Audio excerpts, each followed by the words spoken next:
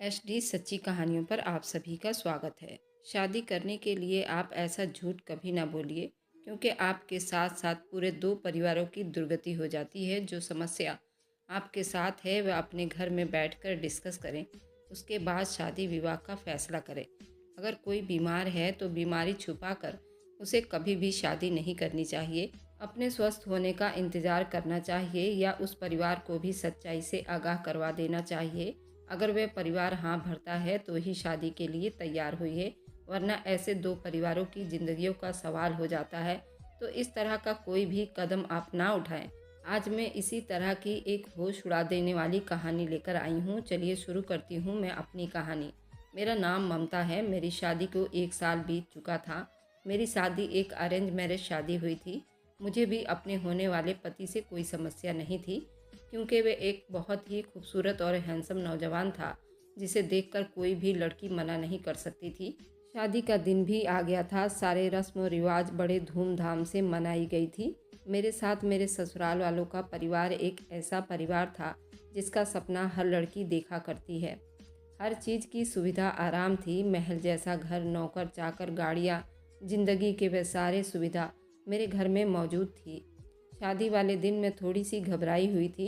शायद हर लड़की उस दिन घबराती है। आज ससुराल में मेरा गृह प्रवेश का पहला दिन था। मेरी सास मुझे बड़े अरमानों से बहू बनाकर लाई थी। आखिर में उनकी दोस्त की जो बेटी थी। मेरे ससुराल में ससुर और सास के साथ मेरी एक ननद भी थी, जो कि शादीशुदा थी। यानी मेरे ससुराल कोई लंबा चौड़ा भी नहीं था। मैं अपने कमरे की खूबसूरती और उसकी सजावट देखकर हैरान रह गई थी। जैसे ही मैं तैयार हुई, वैसे ही कमरे को भी सजाया गया था। मैं अपने पति का इंतज़ार कर रही थी। मुझे बड़े प्यार से बिठाया गया था। सब लोग कमरे से बाहर जा चुके थे। रमन कमरे में दाखिल हुआ। वह मेरे तरफ बढ़ा। मैं घूंघट ओढ़े बैठी थी। उसने पहले मुझे मुंह दिखाई में गोल्डन की चैन दी थी। उसके बाद मेरा घूंघट हटाया। पहले वो मुझे गौर से देखता रहा, मगर उन नज़रों में कुछ अजीब सा था। कुछ ऐसा था जो मुझे बेचैन कर रहा था। थोड़े मिनट के रुकने के बाद ही उसने कहा कि ममता, तुम मुझसे ज़्यादा की उम्मीद मत रखना। मैं हैरान हो गई थी। वह ऐसा क्यों कह रहा था? मैंने हिम्मत जुटाकर पूछा, आप ऐसा क्यों कह रहे हैं? कहने लगा, मुझे तुम्हारे में कोई दिलचस्पी नहीं है। मुझसे किसी तरह की मोहब्बत या प्यार की उम्मीद मत रखना। मेरे तो जैसे होश ही उड़ गए थे। उसने एक औरत की तरह मेरा दुपट्टा उतार कर अपने सर से लपेट कर बोला, देखो, मैं इस दुपट्टे में तुमसे ज़्यादा हसीन लग रहा हूँ। मगर मुझ में उसे देखने की हिम्मत कहाँ थी। मैं दोबारा मेरे करीब आ गया और कहा, ये बात उसे कमरे से बाहर नहीं जानी चाहिए, वरना तुम जानती हो कि मैं तुम्हारे साथ क्या कर सकता हूँ। इसलिए अच्छा होगा इस राज को अपने सीने में हमेशा के लिए दबा लेना। मेरे माँ बाप की सेवा में कभी कोई कमी नहीं आनी चाहिए, और तुम मेरे बारे में जानने की कोशिश मत करना। तुम्हें इस घर में किसी चीज़ की कोई कमी नहीं होगी। उसकी बातें सुनकर मेरी आंखें आंसुओं से भर गई थी, मगर मैंने अपने जुबान पर चुप्पी का ताला लगा लिया था। ये पूछते हुए मेरे पास से उठकर कहने लगे, तुम्हारी लाल लिपस्टिक कहाँ है? मेरे इशारा करने पर वह दिराज से लाल लिपस्टिक निकाल कर लगाने लगा। मैं बेजुबान कदमों के साथ उठी और ड्रेसिंग रूम में जाकर अपना कपड़ा बदला। मैं वापस आकर लेट गई। मेरे लेटते ही रमन ने कहा, ये तुम्हारा बेड नहीं है, क्योंकि मैं किसी औरत को यहाँ बर्दाश्त नहीं कर सकता। मैंने तकिया उठाया और सोफे पर जाकर बैठ गई। मगर वे रात जैसे पहाड़ जैसे बीती थी। मैं एक अधूरे इंसान की पत्नी थी। ये ख्याल आते ही मुझे कुछ होने लगा था। मैंने देखा उसे वे एक औरत की तरह तैयार हुआ। अपना गुलाबी कपड़ा पहनने के साथ मेरा लाल दुपट्टा ओढ़ लिया और बेड पर लेट गया। थोड़े ही देर के बाद जब मैंने देखा तो वह सो चुका था। मेरी सारी रात आंखों में ही कट गई थी। नींद आने ही लगी थी कि सुबह मंदिरों में पूजा आराधना की आवाज़ आने लगी थी। मैं उठी और नहा धोकर पूजा की और दोबारा लेट गई। इतने में रमन जाग गया था। जागते ही उसने मुझसे पहला सवाल यही किया था, तुमने मेरे कपड़े नहीं निकाले? उसे कोई ख्याल नहीं था कि मैं उसकी नई नवेली दुल्हन हूँ। खैर, मैं जल्दी से उठी और अलमारी में से उसके कपड़े देखने लगी। जो सूट मुझे रमन के हिसाब से सही लगा मैंने निकाल कर दे दिया, मगर मैंने कपड़े पकड़ाते हुए उससे एक सवाल किया, आज तो आपने रिसेप्शन में जाना है? उसने कहा कि मेरे ऑफिस में शादी से ज़्यादा ज़रूरी काम है। फ़िलहाल वक्त पर पहुंच जाऊंगा। आइंदा मुझसे सवाल जवाब मत करना। मेरी चीज़ मुझे हमेशा वक्त पर चाहिए। फिर वो ऑफिस चला गया और शाम के रिसेप्शन के पार्टी के लिए मुझे तैयार करवाया गया था, मगर मेरे दिल को किसी भी बनाव सिंगार की दिलचस्पी नहीं हो रही थी। जब मुझे स्टेज पर बिठाया गया तो वहाँ पहले से रमन मौजूद था। बड़े प्यार से उसने मेरा हाथ थामकर मुझे अपने साथ बिठाया, जो कि मेरे लिए एक बड़ा हैरान कर देने वाला किस्सा था। लोगों का भीड़ लगा हुआ था, सब लोग आकर बारी बारी मिल रहे थे। उसके दोस्त, रिश्तेदार, करीब सब ही से मिलना हुआ था। थोड़ी देर के बाद एक अजनबी लेकिन बहुत ही हैंडसम लड़का रमन के पास आया, हाय हेलो किया और गले लगाया। साथ ही मुझे भी हाय हेलो किया। रमन ने मुझे बताया कि ये भी उसका दोस्त है। उसने शादी का तोहफा मेरे हाथ में दिया और रमन से नज़रें बचाते हुए धीमी आवाज़ में कह दिया कि भाभी, ये तोहफा अकेले में बैठकर खोलिएगा। मुझे ये सब बड़ा अजीब सा लगा था। बाकी रमन के सारे दोस्तों ने गिफ्ट रमन के हाथ में थमाए थे। रिसेप्शन ख़त्म हुई थी, सब लोग अपने अपने घर को चले गए। हम भी वापस अपने घर आ गए। सुहाग रात की तरह ये रात भी बिल्कुल फीकी बीती थी, मगर मुझे एक चीज़ का अंदाज़ा हो गया था कि मेरा पति हद से ज़्यादा दोगला है। दुनिया के सामने उसका रूप कुछ और होता है और बंद कमरे में उसका रूप कुछ और होता है। फिर ज़िंदगी की एक रूटीन सी चलने लगी। ये सुबह ऑफिस चला जाता, मेरा सारा वक्त उसकी मम्मी के साथ बीतता था। कोई नहीं जानता था कि हम दोनों के बीच में क्या चल रहा है। एक दिन अचानक दरवाजे पर घंटी बजी। नौकरानी ने बताया कि रमन साहब का कोई दोस्त और उनकी माँ आई है। जब वह अंदर आए तो मुझे वह चेहरा बिल्कुल जाना पहचाना सा लग रहा था। दिमाग पर जोर डालने से मालूम हुआ ये तो वही आदमी है जिसने मेरे हाथ में वह गिफ्ट दिया था। खैर, गपशप हो रही थी। बातों ही बातों के बीच में मालूम हुआ कि उनका नाम सुनील है। मेरे सास ने उनके लिए खूब अच्छा सा खाना बनाया हुआ था। खाना खाने के टाइम रमन भी आ गया। मुझे लगा था जैसे सुनील बातों बातों के बीच मेरी तरफ देख रहा था। वे लोग खाना खाने के बाद घर से चले गए थे, मगर जाते जाते मुझे और रमन को अपने घर दावत पर बुला गए थे। जिस दिन सुनील के घर दावत पर जाना था, उससे एक रात पहले रमन ने मुझसे पूछा कि तुम कल कौन सा ड्रेस पहनोगी। मैंने उससे बताया ये वाला पहनना है। उसने मेरे हाथ से वह कपड़ा ले लिया और कहा कि तुम ये नहीं पहनोगी। मैंने ज़बरदस्ती उससे कपड़ा लेने की कोशिश की तो उसने मेरे हाथ से वह कपड़ा खींच लिया। साथ ही साथ मेरे मुंह पर थप्पड़ मार दिया और कहा कि मेरे आगे जुबान जरा भी खोली या बदतमीजी करने की कोशिश की तो मुझसे बुरा कोई नहीं होगा। उस रात मैं बहुत रोई थी। अगले दिन दोपहर के वक्त मैं और रमन तैयार होकर कमरे से बाहर निकले तो रमन ने मेरा हाथ थाम लिया और मुझे मेरी सास के पास ले गए। उन्होंने हम दोनों की खूबसूरती को सराहा और कहा कि भगवान तुम दोनों की जोड़ी सदा बनाए रखे और खुश रखे। अब तुम दोनों मुझे जल्दी से दादी बना दो। उनकी इस बात पर मेरा दिल परेशान सा हो गया था। हमने उन्हें राधे राधे कहा और हम लोग गाड़ी में बैठ गए। गाड़ी में बैठते ही रमन ने नया हुक्म कर दिया, मेरे माँ बाप के हर बात का जवाब खुशी से दिया करो, नहीं तो मुझसे बुरा कोई नहीं होगा। तुम उनका हर बात का जवाब मुस्कुरा कर देना। अब तो मुझे रमन से डर होने लगा था। सारा सफ़र यूं ही चुप से कट गया था। रमन के घर पहुंची तो उसकी माँ और वह गेट पर हमारा इंतज़ार कर रहे थे। हम दोनों अपने चेहरे पर मुस्कुराहट सजाकर उन लोगों से मिले और फिर उनके पास बैठकर रमन और सुनील आपस में बातें करने लगे और मैं सुनील के माँ के पास बैठ गई। खाना खाने के मेज पर रमन की नज़रें मुझ पर बार बार पड़ रही थी, जो मुझे अजीब सा बेचैन कर रही थी, मगर मैंने उसे नज़रअंदाज किया। एक दो बार बहाने बहाने उसने मुझसे बात करने की कोशिश भी की, जिसका जवाब मैंने धीरे से दिया था। दावत ख़त्म हुई तो हम दोनों घर आ गए। अगले रोज़ मेरी सास ने कहा कि चलो कुछ खरीदारी करने चलते हैं। मैं उनके साथ चल पड़ी, मगर मुझे हल्का फुल्का बुखार था। पहले हमने कुछ कपड़े खरीदे, फिर जूते की दुकान पर गए।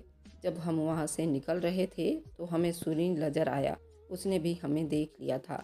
वह हमारी तरफ आ गया और मेरी सास से राधे राधे करके हाल चाल पूछने लगा। फिर अचानक उसने मुझे देखा और कहा कि आपकी तबीयत ठीक नहीं लग रही।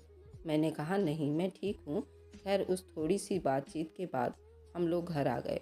सुनील की निगाहें मुझे बेचैन कर रही थी, मगर मेरे दिमाग में एक ही बात चल रही थी, जो चीज़ मेरी सास नहीं समझ पाई कि मैं उदास हूँ या मेरी तबीयत ठीक नहीं है, तो सुनील तो एक ही नज़र में जान गया था। खैर, मैंने उस ख्याल को अपने दिमाग से झटक दिया था, अपने कामों में लग गई। एक दिन अचानक मेरी सास की तबीयत बहुत ख़राब हुई। घर पर कोई नहीं था, ये संभालना नौकरों की बस की बात नहीं थी। उस वक्त किसी समझदार आदमी की ज़रूरत थी। मेरा पति रमन वो मेरे ससुर का कॉल नहीं उठा रहा था। मैंने घर में मौजूद नंबर वाली डायरी निकाली। उस पर सबसे पहले सुनील का नंबर लिखा हुआ था। मैंने उसे घर बुलाया। साथ में मेरी सास को लेकर अस्पताल पहुंच गए। सास का ब्लड प्रेशर बहुत हाई था, इसी वजह से उनकी तबीयत काफ़ी ख़राब हो गई थी। मैं और सुनील बाहर खड़े थे। मैं रो रही थी क्योंकि इस घर में वही मेरा सहारा थी। सुनील मेरे पास आया और मुझे तसल्ली दी, लेकिन उसके शब्द बहुत ही नरम और मीठे थे। उसने मुझे चुप करवाया तो मेरे आंसू थम गए थे।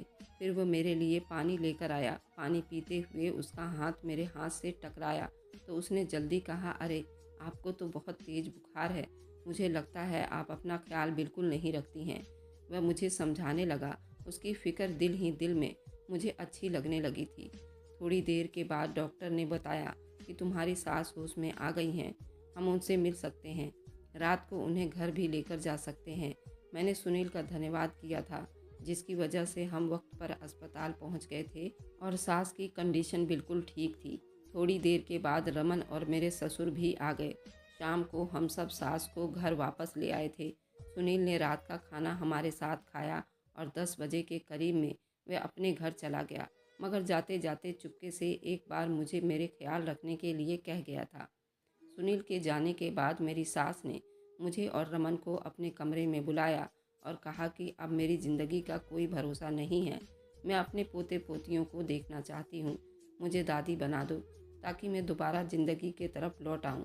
मैंने उनकी बात पर मुस्कुराकर कहा, भगवान ने चाहा तो आपको बहुत जल्दी खुशखबरी दे देंगे। मेरी सास भी ये सुनकर मुस्कुरा रही थी। दूसरी तरफ रमन को मेरा सुनील से बात करना बिल्कुल पसंद नहीं आया था। कमरे में आने के बाद उसने मेरा बाजू बुरी तरह से मोड़कर मुझसे कहा कि आइंदा सुनील से दूर रहना, वरना तुम्हारे लिए अच्छा नहीं होगा। उस वक्त तो मुझे कुछ समझ नहीं आई थी कि इतने से बात करने पर उसमें क्या बुराई थी। उसी वक्त मुझे तेज बुखार भी हो रहा था। खैर, मैं इस बात को नज़रअंदाज करके सो गई। अगले दिन सुनील की कॉल मेरे नंबर पर आई। मैं हैरान हुई। फिर मैंने कॉल रिसीव की। सुनील कह रहा था, मैंने आपका हाल चाल पूछने के लिए फ़ोन किया था। कल आपको बहुत तेज़ बुखार था, मुझे आपकी फ़िक्र हो रही थी। आपकी तबीयत तो ठीक है ना? मैं जानबूझकर अनजान बन गई और पूछा, आप मेरे बारे में इतनी फ़िक्र क्यों करते रहते हैं? उसने बड़ी दिल्लगी से जवाब दिया, कुछ बातें राज ही रहे तो अच्छा है। खैर, हाल चाल पूछने के बाद मैंने राधे राधे कह दिया था। 2-3 दिन के बाद सुनील ने मुझे दोबारा कॉल की और कहा कि आपसे बहुत ज़रूरी बात करनी है। अगर आप मुझे बाहर मिलेंगी तो बात अच्छे से होगी। उसने मुझे याद दिलाया कि रिसेप्शन वाले दिन उसने मुझे एक गिफ्ट दिया था। मैंने उसे बताया कि मैंने उसे अभी तक खोलकर नहीं देखा, मगर अब ज़रूर खोलकर देखूंगी। सुनील ने एक बार फिर बाहर मिलने को कहा। मैंने भी उसका दिल रखने के लिए हाँ भर ली थी, मगर मेरा कोई इरादा नहीं था कि मैं इस तरह सुनील से जाकर मिलूंगी। अगले दिन रमन के जाने के बाद मैंने कमरा बंद किया और सुनील का दिया हुआ गिफ्ट खोलकर देखा। उसमें मेरे लिए बहुत ही खूबसूरत सी चूड़ियाँ थीं और साथ में एक पत्र भी था, जिसे पढ़ने के बाद मैंने अपने होश हवास खो बैठी थी। मेरी आंखों से बराबर आंसू बह रहे थे। ये आंसू सुनील की वजह से नहीं बह रहे थे, बल्कि मैं तो अपनी किस्मत पर रो रही थी। अब मैंने इरादा किया था कि मैं सुनील से मिलने ज़रूर जाऊंगी। मैं उसी दिन सुनील से मिलने चली गई। रोने की वजह से मेरी आंखें सूजी हुई थी। सुनील ने मुझे देखते ही कहा कि आपकी आंखों को क्या हुआ है? मैंने कहा, कुछ नहीं, जिसका पति उसे प्यार ना दे उसकी पत्नियों की आंखें ऐसे ही होती है। पहले तो मैं उसकी बात पर चौंक गई, मगर फिर उसने कहा कि तुम अपने आप को हैरान न करो। मैं सब जानता हूँ, रमन आपकी मोहब्बत और प्यार के काबिल नहीं है, क्योंकि वह तो शादी जैसे रिश्ते के लायक भी नहीं है। मैंने कहा, नहीं, आप गलत समझ रहे हैं, ऐसी कोई बात नहीं है। वह कहने लगा, आपको झूठ बोलना भी नहीं आता। मैंने कहा, आपको ये कैसे मालूम? कहने लगा, ये सब तो मैं बहुत पहले से जानता हूँ, तब से जब रमन ने कॉलेज में मेरे साथ बदतमीजी की थी और मैंने उसे माफ़ कर दिया था क्योंकि उस पर उसका कोई अधिकार नहीं था। मगर मैं उसको आपके साथ ऐसा नहीं करने दूंगा क्योंकि मैं आपको पसंद करता हूँ। वह आपके काबिल नहीं है। आप उसे छोड़ दोगी तो मैं आपको दुनिया की वह हर खुशी दूंगा। उसकी बातें मुझे किसी सपने जैसी लग रही थी, मगर मैं उन्हें हकीकत में नहीं बदलना चाहती थी। साथ ही मुझे रमन की आदत भी याद आ गई थी। जब उसने मुझे सुनील से बात करने से सख्ती से रोका था। मुझे रमन के उस कदर भड़कने की वजह मालूम हो गई थी, क्योंकि शादी के रात वाली हकीकत की वजह से मेरे दिल में उसकी कोई इज्जत बाकी नहीं थी। मैंने सुनील का हाथ थाम लिया और कहा, फ़िलहाल रमन तो मुझे नहीं छोड़ेगा, मगर तुम्हारा फ़िक्र करना और मेरा ख्याल रखना, मुश्किल वक्त में मेरा साथ देना, मेरे लिए इससे बड़ी कोई बात नहीं है। मुश्किल वक्त में तुमने मेरा साथ दिया तो मेरा हौसला बढ़ गया। खैर, काफ़ी प्यार मोहब्बत की बातें होती रही। घर आकर भी उसका ख्याल मेरे चेहरे पर मुस्कुराहट ले आती थी। रमन का लड़ना झगड़ना अब मुझ पर कुछ भी महसूस नहीं होता था। शादी को 1 साल होने वाला था और मैं रमन की किसी भी पार्टी में जाती तो लोग पहले बच्चे का सवाल पूछते, जिसे सुनकर मुझे बिल्कुल बुरा न लगता, क्योंकि बच्चे का मतलब उसे अपनी ही कमजोरी महसूस होता था। अब बस मुझे रमन की मोहब्बत की परवाह थी। अब जब भी मौका मिलता मैं सुनील से मिलने चली जाती थी। करीब 6 महीने ऐसे ही चलता रहा था। एक दिन अचानक मेरी तबीयत खराब हो गई। रमन घर पर था। मैंने रमन को कहा कि मुझे डॉक्टर के पास ले चलो। डॉक्टर ने चेकअप के बाद रमन को कहा कि वह बाप बनने वाला है। मैं तो एकदम सुन्न होकर रह गई थी। रमन मुस्कुराया और डॉक्टर से प्रेगनेंसी में देखभाल के बारे में पूछने लगा। अस्पताल से निकलने के बाद गाड़ी में बैठते ही मेरे दिल की धड़कन बहुत तेज हो रही थी। रमन बिल्कुल चुप था। घर आते ही उसने सबको बताया कि मैं बाप बनने वाला हूँ। सब यही समझ रहे थे कि मैं रमन के बच्चे की माँ बनने वाली हूँ। सब खुश थे। ये कहकर रमन कमरे में चला गया। मैं भी उसके पीछे कमरे तक आ गई। मुझे देखते ही रमन मुस्कुराने लगा। बोला कि चलो, आज ये समस्या भी दूर हो गई है। अब कोई मुझसे सवाल नहीं करेगा और ना कोई मेरी मर्दानगी पर शक करेगा। मैं उसकी बात सुनकर परेशान हो गई। फिर उसके अगले सवाल ने मुझे और परेशान कर दिया। कहने लगा, अच्छा ये बताओ, बच्चा किसका है? पहले तो मैं चुप रही, फिर मैंने डरते डरते जवाब दिया, ये बच्चा सुनील का है। ये सुनते ही उसका दिमाग चकरा गया। कहने लगा, क्या बकवास कर रही हो? सुनील सिर्फ मेरा है, तुम्हें उसके बच्चे को ख़राब करवाना होगा। मैं उसके इस दुष्ट व्यवहार के लिए बिल्कुल भी तैयार नहीं थी, ना ही दूसरी समस्या में पड़ने के लिए तैयार थी। मैंने कहा, मैं ऐसा हरगिज़ नहीं करूँगी। उसने मुझ पर बहुत गुस्सा किया। उसके दुष्ट व्यवहार पर मैं हैरान हो गई। मैंने उस वक्त चुप रहना अच्छा समझा। उसके बाद रात बीत गई। मैं अपने बच्चे को बचाने के बहाने सोचती रही। रात के 2 बजे का टाइम था। जब रमन सोया हुआ था, मेरे दिमाग में एक आइडिया आया कि मैं यहाँ से भाग जाऊँ। शायद यही एक रास्ता था, क्योंकि बच्चे को उससे बचाने के लिए मैं और कुछ नहीं कर सकती थी। सुबह होते ही रमन मुझे ज़बरदस्ती डॉक्टर के पास ले जाता और मेरा ऑपरेशन करवा देता। मैं चुपके से घर के पिछले दरवाजे से बाहर निकली और रोड पर दीवानों की तरह चलने लगी। मुझे उस वक्त कुछ भी समझ में नहीं आ रहा था कि मैं किस तरफ जाऊं। रात के इस वक्त कोई रिक्शा भी नहीं था। मेरे दिमाग में बस एक ही बात थी कि मुझे रमन से दूर जाना है, बहुत दूर, ताकि वो मेरे बच्चे को नुकसान ना पहुंचा सके। मगर शायद कुदरत को कुछ और ही मंजूर था। अचानक एक गाड़ी आई और उससे मेरी टक्कर हो गई। मेरी आंखों के आगे आखिरी मंजर धुंधला धुंधला सा दिखाई दिया था। मेरी आंख खुली तो मैं अस्पताल के बेड पर थी। मेरे सामने सुनील बैठा था। मैं नहीं जानती थी वह यहाँ कैसे आया। उसे कैसे मालूम हुआ कि मैं घर से बाहर जा रही हूँ। उसे देखते ही मैंने कहा, सुनील प्लीज़ मेरे बच्चे को बचा लो। उसने मुझे तसल्ली देते हुए कहा, ममता अब तुम्हारा बच्चा इस दुनिया में नहीं रहा। मैं ये बात सुनते ही मानो मेरी दुनिया ही लुट गई थी। मैं रोने लगी थी। सुनील ने मुझे बहुत तसल्ली दी। उसने कहा, बच्चा दोबारा भी हो सकता है, इसमें इतना परेशान होने की ज़रूरत नहीं है। वो मुझे चुप करवाने की कोशिश कर रहा था, मगर मेरे आंसू थम ही नहीं रहे थे। सुनील मुझे तसल्ली दे रहा था, मगर मुझे लग रहा था कि मेरी ज़िंदगी में कुछ बाकी नहीं है। उस दिन के बाद मेरा किसी से बात करने का दिल नहीं चाहा। एक रात मुझे सपने में लगा जैसे रमन मेरे पास आया। वह मुझसे कह रहा था कि अब तुम्हें मुझसे कोई नहीं बचा सकता। उस दिन मैं इतना डरी कि दोबारा सुकून की नींद नहीं आई। सुनील ने बहुत कोशिश की मेरा दिल बहलाए और मेरे चेहरे पर मुस्कुराहट देखने के लिए तरस रहा था, मगर मेरे अंदर कुछ बोलने की हिम्मत नहीं थी। आखिरकार डॉक्टर के इलाज से मैं 6 महीने के बाद उठने और चलने फिरने के लायक हो गई थी। मुझे उसने अपनी मोहब्बत का बार बार यकीन दिलाया। सुनील के मोहब्बत का खूबसूरत इजहार सुनकर मुझे ज़िंदगी हसीन लगने लगी थी।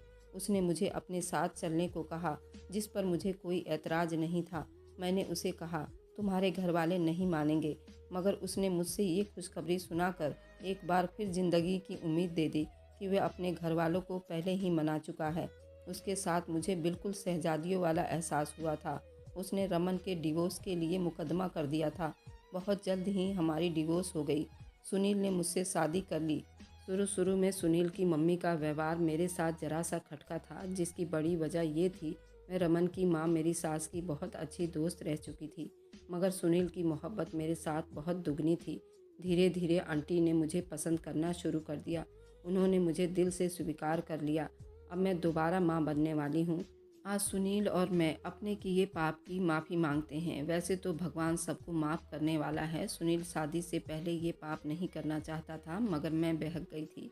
उन्होंने जो गिफ्ट मुझे दिया था उसमें भी यही लिखा था कि तुम्हारा पति रमन शादी के लायक नहीं है। तुम उसके साथ कभी भी खुश नहीं रह सकोगी। तुम मुझे पहले ही नज़र में बहुत अच्छी लगी हो। मैं चाहता हूँ कि तुम अपने पति को छोड़कर मुझसे शादी कर लो। अगर मैं उस वक्त सुनील का कहना मान लेती तो हम दोनों से इतना बड़ा पाप कभी ना होता। सुनील और मैं हर पूजा में अपने द्वारा किए पाप की क्षमा मांगते रहते हैं। मेरी ज़िंदगी सुनील के साथ बहुत अच्छी कट रही थी।